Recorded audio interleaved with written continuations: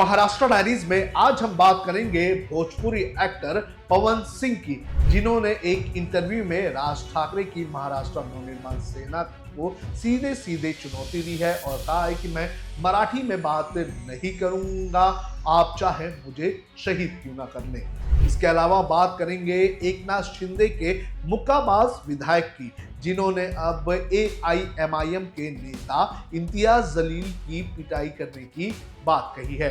इसके अलावा बात करेंगे एक गुड न्यूज की, जो महाराष्ट्र से आई है, जिसमें यूनेस्को के हेरिटेज साइट में छत्रपति शिवाजी महाराज के 12 किलो को इंक्लूड किया गया है।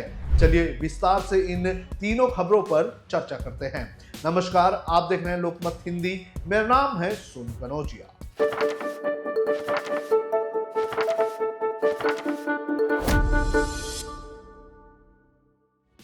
सबसे पहले बात करेंगे मुंबई में चल रहे मराठी बनाम हिंदी के विवाद की। पिछले 2 महीने से हम ये देख रहे हैं कि किस तरह से मराठी बनाम हिंदी की लड़ाई महाराष्ट्र में और मुंबई में चल रही है। राज ठाकरे की महाराष्ट्र नवनिर्माण सेना की कार्यकर्ताओं की तरफ से हिंदी भाषिक लोगों की पिटाई करने का काम किया जा रहा है। कभी किसी ऑटो ड्राइवर को निशाना बनाया जा रहा है तो कभी किसी दुकानदार को निशाना बनाया जा रहा है। और इसी पूरे विवाद को लेकर भोजपुरी एक्टर पवन सिंह का एक बयान सामने आया है। दरअसल एक टीवी चैनल को पवन सिंह इंटरव्यू दे रहे थे और उनसे जब इस पूरे मामले को लेकर सवाल पूछा गया तो उन्होंने साफ तौर पर यह कह दिया कि मैं शहीद भी हो जाऊंगा लेकिन मैं मराठी में बात नहीं करूंगा। उन्होंने मीडिया चैनल से बात करते हुए क्या कहा, ये मैं आपको एक एक करके बताता हूं।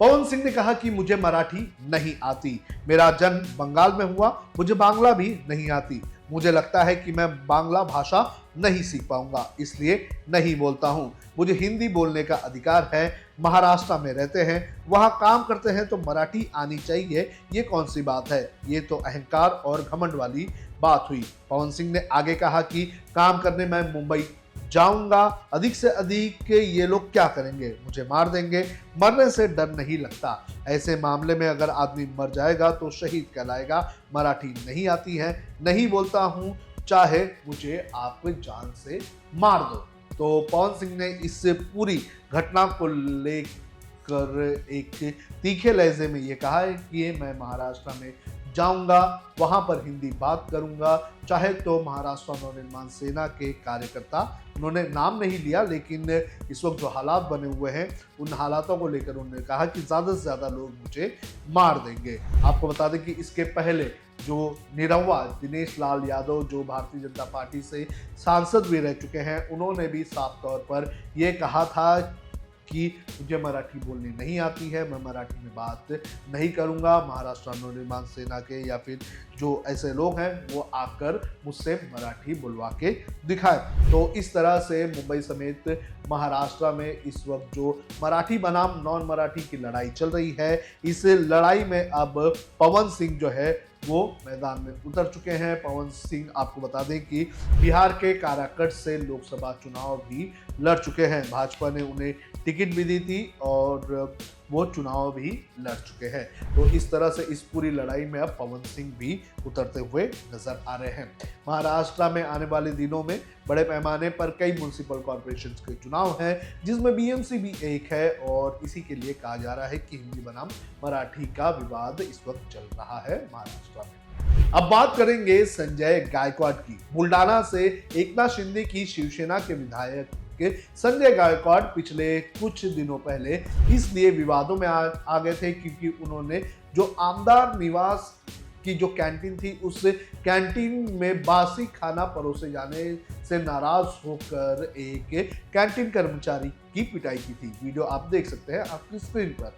इस वीडियो के बाद संजय गायकवाड़ जो है वो काफी ज्यादा आलोचना में आ गए थे और उनको लेकर सवाल भी उठ रहे थे। हालांकि संजय गायकवाड़ ने ये कहा था कि उनको उनके किए पर पछतावा नहीं है, गंदा खाना परोसा जा रहा था इसलिए पिटाई की गई। और उसके बाद जब उनके ऊपर कई सारे लोगों ने सवाल उठाया तो AIMIM के नेता इम्तियाज जलील ने भी सवाल उठाया और इम्तियाज जलील ने भी संजय गायकवाड़ की आलोचना की और अब संजय गायकवाड़ ने उन पर रिप्लाई देते हुए ये कहा है कि इम्तियाज जलील ने चुप होना चाहिए, नहीं तो उनकी बुरी तरह से पिटाई की जाएगी। यानी कि जो संजय गायकवाड़ है वो मारधाड़ की अपनी भाषा जो है वो कम करने का नाम नहीं ले रहे हैं, वो जाहिर तौर पर लोगों की पिटाई करने की बात कहते हुए नजर आ रहे हैं। यानी कि अगर किसी ने कुछ गलत कर दिया तो उसको पीटो, जो आजकल स्टाइल जो है वो मनसे और शिवसेना वालों का जो स्टाइल चल रहा है उसी तरह का स्टाइल जो है वो एकनाथ शिंदे की शिवसेना के जो विधायक हैं वो भी पकड़ते हुए नजर आ रहे हैं। अब बात करते हैं महाराष्ट्र में छत्रपति शिवाजी महाराज के 12 किलो को यूनेस्को की वर्ल्ड हेरिटेज साइट की लिस्ट में इंक्लूड करने को लेकर आज महाराष्ट्र के मुख्यमंत्री देवेंद्र फडणवीस ने एक प्रेस कॉन्फ्रेंस लेकर इसकी जानकारी दी। उन्होंने कहा कि प्रधानमंत्री नरेंद्र मोदी और केंद्र सरकार ने जिस तरह से प्रेजेंटेशन यूनेस्को के सामने दिए थे और जिस तरह से एफर्ट्स डाले गए थे, उसके बाद अब महाराज की छत्रपति शिवाजी महाराज के 12 किलो को वर्ल्ड हेरिटेज साइट में जो है लिस्ट कर दिया गया है। आप भी सुनिए क्या कहा महाराष्ट्र के मुख्यमंत्री देवेंद्र फडणवीस ने। आज मैं सबसे पहले देश और दुनिया के सभी छत्रपति शिवाजी महाराज के प्रेमियों का अभिनंदन करता हूं, उनको बधाई देता हूं कि हमारे छत्रपति शिवाजी महाराज के 12 किले यूनेस्को द्वारा वर्ल्ड हेरिटेज साइट के रूप में कल मान्यता प्राप्त कर चुके हैं। मैं इसके लिए देश के प्रधानमंत्री माननीय नरेंद्र मोदी जी को धन्यवाद देना चाहता हूं, क्योंकि कई प्रकार के नॉमिनेशंस देश भर से उनके पास आए थे, लेकिन प्रधानमंत्री जी ने यह फैसला किया कि यूनेस्को में वर्ल्ड हेरिटेज साइट के लिए छत्रपति शिवाजी महाराज के किलों को ही नॉमिनेट किया जाएगा। और पिछले 1 साल में लगातार इसके लिए बहुत जद्दोजहद की गई है। वहाँ से यूनेस्को की टेक्निकल टीम्स यहाँ पर आई, हमारी टेक्निकल टीम्स, हमारे जो सांस्कृतिक कार्य मंत्री आशीष शेलार जी और हमारे अपर मुख्य सचिव खारगे जी, इनके नेतृत्व में वहाँ गई। वहाँ पर हमने टेक्निकल प्रेजेंटेशंस किए, जो अलग अलग एम्बेसडर्स हैं उनके साथ हमने वार्तालाप किया। Ministry of external affairs, ministry of culture, Bharat सरकार, इन्होंने इसमें बहुत मदद की।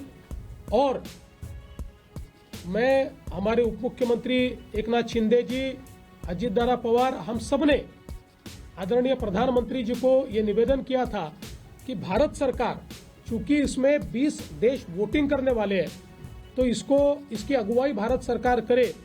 और उस प्रकार से हमारी विनती को मान्यता देते हुए प्रधानमंत्री जी ने पूरी यंत्रणा को काम पर लगाया और इस पूरे काम की अगुवाई की।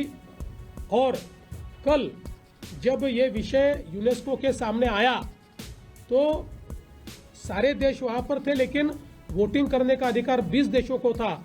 सारे 20 देशों ने छत्रपति शिवाजी महाराज के ये जो किले हैं, इनको वर्ल्ड हेरिटेज साइट के रूप में अंकित करने के लिए वोट दिया और पूरे 100% वोट्स के साथ हमारे छत्रपति शिवाजी महाराज के किले ये वर्ल्ड हेरिटेज साइट बने। छत्रपति शिवाजी महाराज के इन 12 किलो को वर्ल्ड हेरिटेज साइट में तो इंक्लूड कर दिया गया है, लेकिन मेरी अपील महाराष्ट्र सरकार से ये रहेगी कि जो फोर्ट्स पर, जो छत्रपति शिवाजी महाराज के और जो अन्य फोर्ट्स हैं महाराष्ट्र के, यहाँ पर जाकर जिस तरह से लोग जो है गंदगी करते हैं, कई ऐसे वीडियो सामने आए थे जहाँ पर मराठी लोग ही जाकर या फिर कोई दूसरे लोग जाकर जो है वो शराब पीने का काम करते हैं, गंदगी करने का काम करते हैं, उन लोगों के ऊपर कार्रवाई करनी चाहिए। नहीं तो वर्ल्ड हेरिटेज साइट में इन्हें इंक्लूड करने के बाद ऐसी तस्वीरें भी जो है वो विदेशियों के कैमरे में कैद हो सकती है। तो इन सारी चीज़ों पर भी महाराष्ट्र के मुख्यमंत्री को ध्यान देना चाहिए। बहरहाल ये अच्छी खबर है कि हमारे छत्रपति शिवाजी महाराज के 12 किलो को वर्ल्ड हेरिटेज साइट की लिस्ट में इंक्लूड किया गया है। बहरहाल महाराष्ट्र डायरीज में आज इतना ही। देश और दुनिया की खबरों के लिए आप देखते रहिए लोकमत हिंदी।